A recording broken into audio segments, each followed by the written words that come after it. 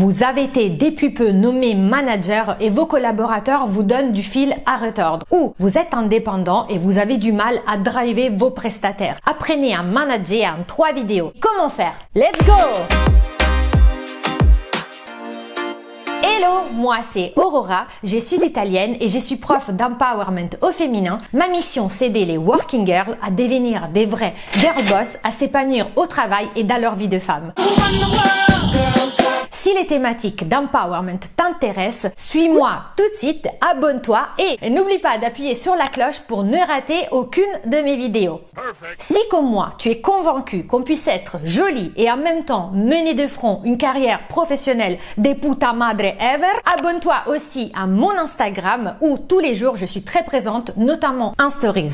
Aujourd'hui est pour une série de 3 vidéos où on va regarder ensemble comment apprendre le métier de manager et du management plus globalement. Je suis accompagnée de Sébastien Noulet qui est coach en management depuis maintenant plus de 11 ans, qui va nous révéler les clés pour être un bon manager.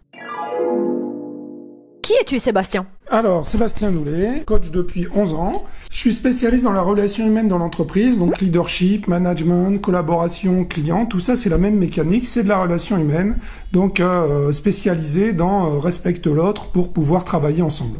On va tout de suite regarder la thématique de la première vidéo qui va être l'écoute active. Pour réussir à manager, que ce soit des prestataires ou même des collaborateurs en entreprise, il faut tout d'abord commencer par savoir écouter. Pour écouter l'autre, il est important de comprendre ses besoins et pour écouter ses besoins, le meilleur moyen, c'est d'ouvrir ses oreilles. Le premier point de l'écoute active, c'est poser des questions ouvertes.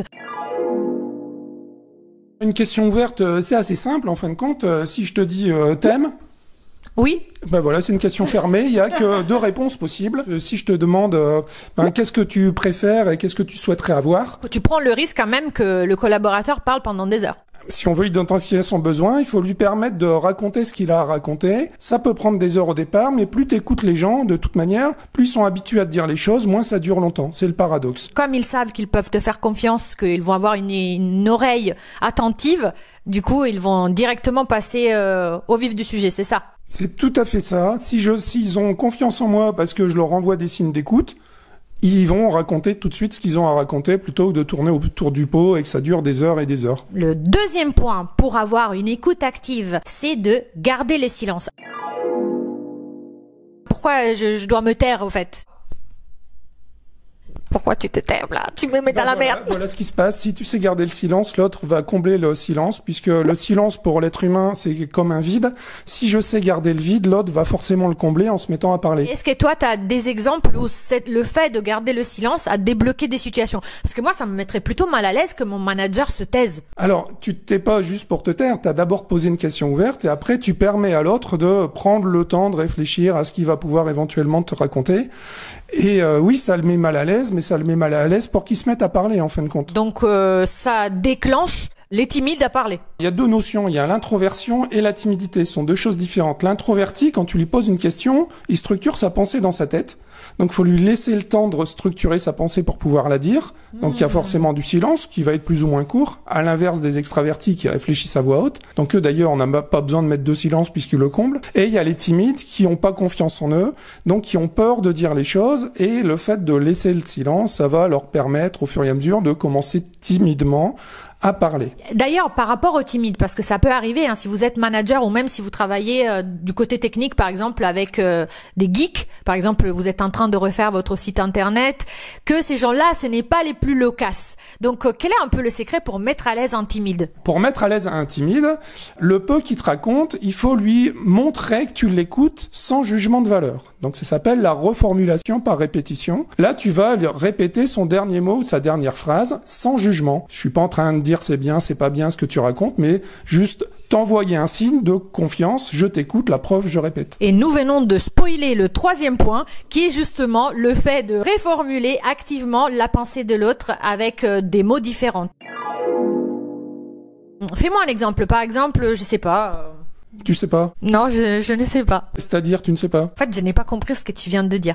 Ah, donc tu n'as pas compris, c'est bien ça.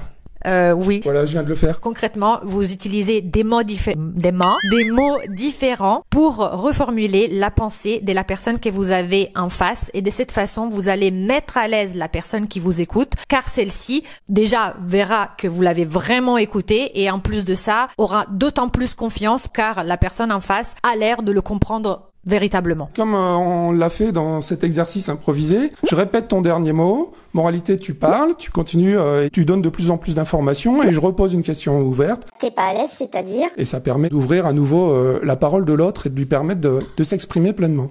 Pour récapituler, pour avoir une écoute active et réussir à mieux instaurer un climat de confiance avec son interlocuteur, il faut poser une question ouverte, garder le silence, reformuler pour envoyer des signes d'écoute. J'espère que cette vidéo vous aura plu. Si c'est le cas, n'hésitez pas à mettre un pouce bleu pour m'encourager à produire d'autres contenus. Abonnez-vous aussi à ma chaîne. Appuyez sur la cloche pour activer les notifications et ainsi ne rater aucune de mes vidéos. Suivez-moi aussi sur LinkedIn où je vais faire un article pour vous parler de cette vidéo et partager avec tout le monde. Sharing is caring. Avant de vous dire ciao con un bacio, je vous dis ce que je porte. Une robe de Forever 21, mais malheureusement la chaîne a fermé à Paris, mais elle est toujours ouverte en ligne. Je vous dis ciao et à la prochaine.